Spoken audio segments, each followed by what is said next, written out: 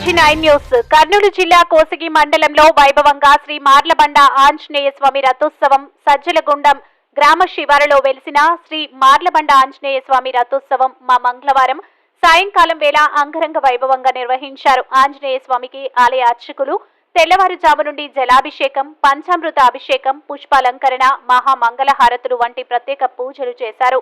ఈ రథోత్సవానికి ముఖ్య అతిథులుగా వైసీపీ మండల ఇన్ఛార్జ్ వై మురళీమోహన్ రెడ్డి పాల్గొని ఆంజనేయ స్వామిని దర్శించుకుని ప్రత్యేక పూజలు నిర్వహించారు.